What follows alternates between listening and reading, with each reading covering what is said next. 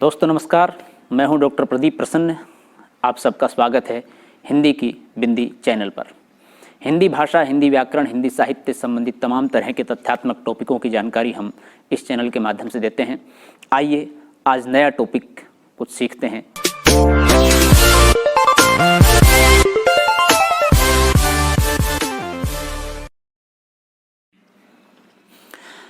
आज की वीडियो का टॉपिक है काल यानी समय, जिसे इंग्लिश में टेंस कहते हैं। इस वीडियो के माध्यम से हम आपको काल की परिभाषा, काल के भेद और काल का अर्थ के साथ साथ काल को पहचानने का तरीका बताएंगे। दोस्तों, काल एक महत्वपूर्ण इकाई है। सामान्यतः इसे पहचानने का तरीका ये बताया जाता है कि जिस वाक्य के अंत में है, हो, हूँ आए वह वर्तमान काल है, और था, थे, थी आए वह भूतकाल है, और गा, गे, गी आए वह भविष्य काल है। लेकिन यह सामान्यतः ही पहचान सकते हैं। विशिष्टतः पहचानने के लिए, जैसे कि एक उदाहरण से हम बात को समझते हैं, वह अपना कार्य कर रहा होगा। अब अंत में होगा यानी कि गा है तो ऐसा लगता है जैसे कि भविष्य काल है, लेकिन यह भविष्य काल नहीं है, यह वर्तमान काल है। लेकिन वर्तमान काल में भी कौन सा काल है? अर्थात सामान्यतः 3 काल माने जाते हैं, लेकिन 3 काल के अलावा भी कुछ काल और हैं। वो कौन कौन से, उन सब चीज़ों के बारे में इस वीडियो के अंदर हम चर्चा करेंगे। वीडियो आप अंत तक देखें और अच्छी लगे तो फिर अपनी प्रतिक्रिया जरूर दें। आइए तो शुरू करते हैं आज की वीडियो। काल की परिभाषा। क्रिया के उस रूपांतर को काल कहते हैं जिससे उसके कार्य व्यवहार का समय और उसकी पूर्ण अथवा अपूर्ण अवस्था का बोध हो। काल के भेद यानी कि प्रकार क्या है? काल के 3 भेद हैं, वर्तमान काल, भूतकाल, भविष्य काल। सामान्यतः 3 भेद हैं, लेकिन इन 3 भेदों के भी और भी उपभेद हैं। वो कौन कौन से, वो बताते हैं हम। वर्तमान काल। वर्तमान काल की परिभाषा क्या है कि क्रियाओं के व्यापार की निरंतरता को वर्तमान काल कहते हैं। निरंतरता जो बनी हुई है क्रिया, इसमें क्रिया का आरंभ हो चुका होता है, यानी कि पहले हो चुका होता है, वह वर्तमान काल है। वाक्य से देखते हैं, वह खाता है। अब वह खाता है, पहले से पूर्व से खा रहा है। यहाँ खाने का कार्य व्यापार चल रहा है। स्पष्ट हो रहा है कि खाने का कार्य व्यापार यहाँ चल रहा है। तो यह जो पूर्व से निरंतरता जिसमें हो वह वर्तमान काल है। वह पढ़ रहा है, यहाँ पर भी पढ़ने का कार्य पूर्व से चल रहा है। पक्षी आकाश में उड़ते हैं, वह अभी गया है, उसने खाना खा लिया है। तो इन सभी वाक्यों में वर्तमान काल है, स्पष्ट हो रहा है। अब वर्तमान काल के 5 भेद हैं। वो कौन कौन से हैं? सामान्य वर्तमान, तात्कालिक वर्तमान, पूर्ण वर्तमान, संदिग्ध वर्तमान, संभाव्य वर्तमान।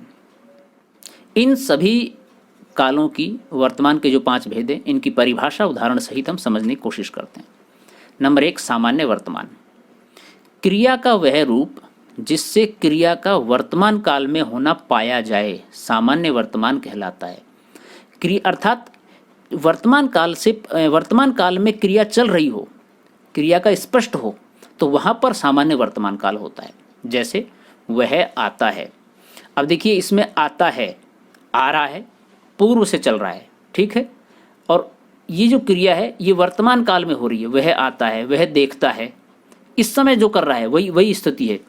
पक्षी आकाश में उड़ते हैं, तो ये सब वर्तमान काल है, यानी कि सामान्य वर्तमान काल है। इन सबसे स्पष्ट हो रहा है। वह अभी गया है, उसने खाना खा लिया, तो ये वर्तमान काल है, सामान्य वर्तमान काल। दूसरा है तात्कालिक वर्तमान। इससे यह पता चलता है कि क्रिया वर्तमान काल में हो रही है।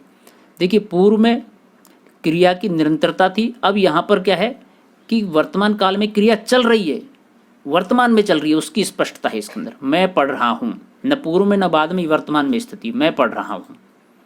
वह जा रहा है, हम घूमने जा रहे हैं, हम घूमने जा रहे हैं, ये प्रक्रिया चल रही है। विद्या कपड़े धो रही है, टंकी से पानी बह रहा है, बच्चे खिलौने से खेल रहे हैं, बाघ हरिण का पीछा कर रहा है, कुछ लोग पंडाल में आ रहे हैं, कुछ बाहर जा रहे हैं।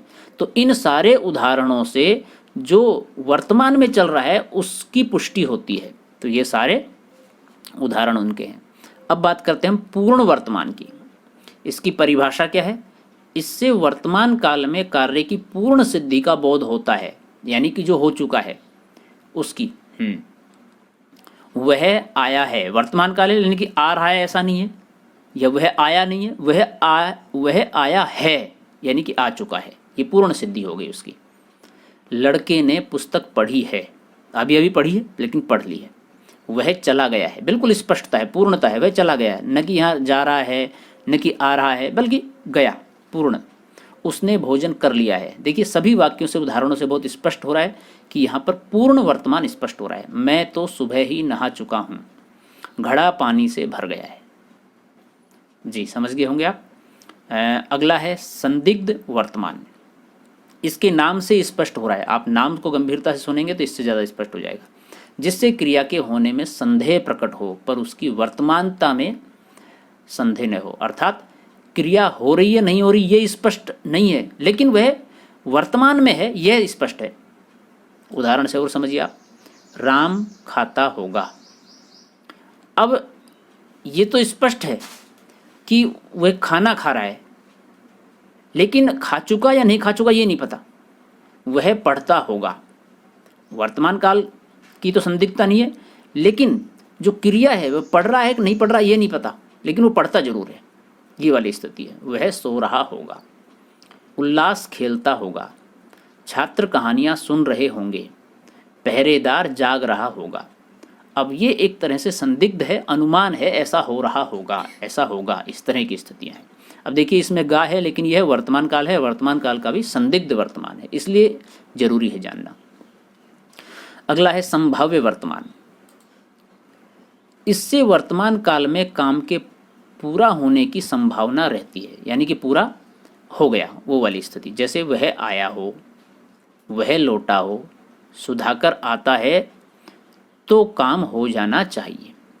अब यहाँ पर स्पष्ट है कि काम हो जाना चाहिए, वह आता है तो, वह स्वस्थ होता लगता है, ये स्पष्टता है इसके अंदर। वह पढ़े तो पढ़ने देना, अब तो देश आगे बढ़ना ही चाहिए। तो ये है वर्तमान काल के सारे भेद। अब हम बात करते हैं भूतकाल। इसकी परिभाषा, जिस क्रिया से कार्य की समाप्ति का बोध हो उसे भूतकाल की क्रिया कहते हैं या भूतकाल कहते हैं। जैसे क्रिया की समाप्ति का ज्ञान हो, इससे ये स्पष्ट रहे, ध्यान रहे आप। लड़का आया था यानी कि जो पूर्व में हो चुका है। वह खा चुका था, मैंने गाया, 2 दिन पहले जोर की वर्षा हुई थी, नेताजी का प्रचार रथ बड़ी भीड़ के साथ जा रहा था। तो इन सारे उद्धरणों के माध्यम से भूतकाल स्पष्ट हो रहा है। अब भूतकाल के भेद के बारे में बात करते हैं। उसके 6 भेद हैं: सामान्य भूत, आसन्न भूत, पूर्ण भूत, अपूर्ण भूत, संदिग्ध भूत, हेतु हेतुमद भूत। सामान्य भूत, इसकी परिभाषा देखते हैं, जिससे भूतकाल की क्रिया के विशेष समय का ज्ञान हो। भूतकाल की किसी एक विशेष क्रिया का ज्ञान हो, वह है सामान्य भूत। जैसे मोहन आया, सीता गई, विनय घर गया, मैंने खाना खाया। अब देखिए विशेष क्रिया का पता लग रहा है कि खाना खाया, घर गया, सीता गई। इससे वे कल यहाँ आए थे, कौन आए थे? वे। कहाँ आए थे? यहाँ। तो ये सामान्य भूतकाल से पता लग रहा है। उसने पिछले वर्ष परीक्षा दी। इन सभी उदाहरणों से स्पष्ट हो गया। अब हम बात करते हैं आसन्न भूत की। इससे क्रिया की समाप्ति निकट भूत में या तत्काल ही सूचित होती है, यानी कि अभी अभी थोड़ी देर पहले ही यह संपन्न हुआ है, ये स्पष्ट होता है। तो वहाँ पर जिस वाक्य से आसन्न भूत की संभावना होती है, जैसे कि मैंने आम खाया है, मैं चला हूँ। अब पूर्व में चला है, ये मैं चला हूँ, अभी चल नहीं रहा है, चला हूँ पहले चला है, अभी अभी थोड़ी देर पहले शुरू किया उसने। वे अभी आए हैं, कुछ देर पहले हो चुका है भूतकाल, लेकिन इसमें थोड़ी पूर्व की सूचना है। बच्चा सो गया है, प्रभा बस अभी गई है, वृक्ष गिर गया है, वह पिछले सप्ताह गांव आया है, विद्यालय घंटे भर पहले बंद हुआ है, वे घर आए हैं, अनुराधा अभी घर गई है, बहुत गर्मी हो गई है। तो इन सभी उदाहरणों के माध्यम से यह स्पष्ट हो रहा है आसन्न भूत। मैंने विचार किया है। अगला है पूर्ण भूत। क्रिया के उस रूप को पूर्ण भूत कहते हैं जिससे क्रिया की समाप्ति के समय का स्पष्ट बोध होता है कि क्रिया को समाप्त हुए काफ़ी समय बीता है। पूर्व वाले में अभी बीता, इसमें काफ़ी समय हो गया, पूर्ण जो काम हो चुका है, एकदम संपन्न। जैसे उसने मुरारी को मारा था, बिल्कुल स्पष्ट है, कोई संदिग्धता नहीं है, कोई आसन्न नहीं है, संभावना नहीं। वह आया था। व्यास जी ने महाभारत रचा था। वर्षा न होने से खेती सूख गई थी। पुलिस के आने से पहले ही लुटेरे भाग चुके थे। अब पछताए होत का चिड़िया चुग गई खेत। यह सभी वाक्यों में सभी उदाहरणों के द्वारा बिल्कुल स्पष्ट हो रहा है कि पूर्णतः पूर्णतः भूतकाल की क्रिया हो चुकी है। मैंने 2 वर्ष पहले बीए किया था। शिव शंकर ने 2009 में यह बच्चा गोद लिया। इस मकान में आप कब आए थे? अपराधी तो दुर्घटना में मर चुका था। ओलों से फसल नष्ट हो चुकी थी। सभी सहेलियां घरों को जा चुकी थी। अब हम बात करते हैं अपूर्ण भूत की। इससे यह ज्ञात होता है कि क्रिया भूतकाल में हो रही थी, किंतु उसकी समाप्ति का पता नहीं चलता। भूतकाल में हो चुकी लेकिन क्रिया का समाप्ति का नहीं पता लग रहा। जैसे कि सुरेश गीत गा रहा था और वो छोड़ करके आ गया, उसमें बाद पता नहीं वो गाता रहा या गाना बंद कर दिया, क्या स्थिति रही। गीता सो रही थी, जब उसने देखा था पूर्व में ये क्रिया हो रही थी लेकिन अब पता नहीं है। वह सोता था। इस तरह से जिस वाक्य से अर्थ स्पष्ट हो वहाँ पर यह पूर्णभूत होता है। चुनावी रंग वहाँ पर अपूर्णभूत होता है। चुनावी रंग निरंतर बढ़ रहा था। रोम जलता था, नीरो वंशी बजाता था। वे अंधेरे में ही आगे बढ़ रहे थे। और उदाहरण देखिए आप, अंग्रेज झांसी को हड़पने का षड्यंत्र रच रहे थे। सीमा पर हमारे जवान दिन रात पहरा देते थे। हम बचपन में इस पार्क में खेला करते थे। बहुत पहले पृथ्वी पर डायनासोर रहा करते थे। वह प्रायः शुक्रवार को आता था। चिड़िया इन्हीं झाड़ियों में चहकती थी। वह हर महीने उधार चुकाती थी। झरना मंद गति से बह रहा था। शत्रु घात लगाकर आगे बढ़ रहा था। बेचारी गाय सड़क पर दम तोड़ रही थी। डाकू धीरे धीरे आगे बढ़ते आ रहे थे। पुजारी रोज शाम को आरती किया करता था। याद है, हम दोनों नदी किनारे घंटों घूमा करते थे। तो इन सभी उदाहरणों से अपूर्ण भूत की जो बात है वो स्पष्ट हो रही है। अब हम बात करते हैं संदिग्ध भूत की। इसमें यह संदेश बना रहता है, संदेह होना चाहिए यहाँ पर, यह संदेह बना रहता है कि भूतकाल में कार्य पूरा हुआ था या नहीं। ये अस्पष्टता है इसके अंदर। जैसे तुमने गाया होगा, तूने गाया होगा, वह चला गया होगा। अब यहाँ पर अस्पष्टता है, संदिग्धता है कि पता नहीं वह गया या नहीं गया, उसने गाना गाया या नहीं गाया। अतः जहाँ पर इस तरह की स्पष्टता हो वहाँ पर संदिग्ध भूत है। और उदाहरण देखें, किसान काम बंद करके घर जा चुके होंगे। लगता है वह ठीक समय पर पहुँच गया होगा। अवश्य ही मरने से पहले उसने मुझे याद किया होगा। शायद सभी छात्र तब तक जा चुके होंगे। अब हम बात करते हैं हेतुमत भूत की। इससे यह पता चलता है कि क्रिया भूतकाल में होने वाली थी पर किसी कारण से न हो सकी। बहुत स्पष्ट और साधारण है। हेतुमत भूतकाल के उदाहरण से और समझ जाएंगे। जैसे मैं आता, तू जाता, वह खाता। मैं घर पर होता तो वह अवश्य रुकती। अब यहाँ पर भूतकाल के कारण जो है कि वह होता तो यह क्रिया होती। दिव्या प्रथम आई होती तो उसे पुरस्कार जरूर मिलता। बाढ़ आ गई होती तो सारा गांव डूब जाता। यदि समय पर चिकित्सा मिल जाती तो अनेक घायलों की जानें बच जाती। आतंकवादी सफल हो गए होते तो सैकड़ों निर्दोष लोग मारे जाते। सही निर्णय लिया गया होता तो कश्मीर की समस्या उसी समय सुलझ गई होती। तो ये भूतकाल के भेद उदाहरण। अब हम बात करते हैं भविष्यकाल। भविष्य में होने वाली क्रिया को भविष्यकाल की क्रिया कहते हैं। और क्रिया के माध्यम से जिससे स्पष्ट हो कि यह कार्य भविष्य में होने वाला है, वो भविष्य काल होता है। जैसे कि वह कल घर जाएगा, अब कल जाएगा तो बाद की बात है, भविष्य काल है। भविष्य काल के 3 भेद हैं, सामान्य भविष्य, संभाव्य भविष्य और हेतु हेतुमद भविष्य। सामान्य भविष्य, इससे यह प्रकट होता है कि क्रिया सामान्यतः भविष्य में होगी। जैसे कि मैं पढ़ूंगा, वह जाएगा, वह आएगा, हम पढ़ेंगे।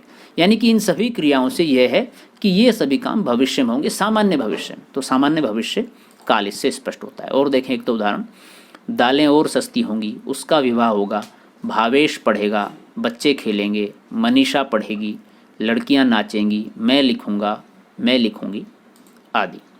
संभाव्य भविष्य, नाम से स्पष्ट है, जहाँ संभावना है, जिससे भविष्य में किसी कार्य के होने की संभावना हो। जैसे कि संभव है रमेश कल आए, अब बहुत स्पष्ट है, लगता है वे आएंगे।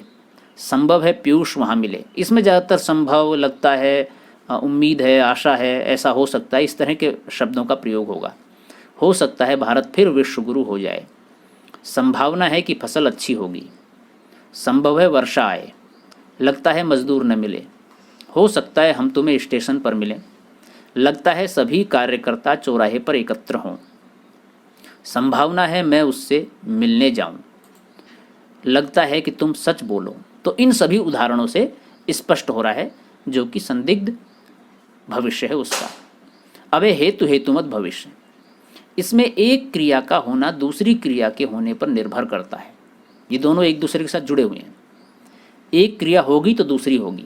वह आए तो मैं जाऊं, अब वह आएगा तभी वह जाएगा, और वहाँ जाएगा इसका मतलब बाद में काम होगा। तो हेतु हेतुमत भूत है वहाँ पर, हेतु हेतुमत भविष्य है, होने की संभावना है।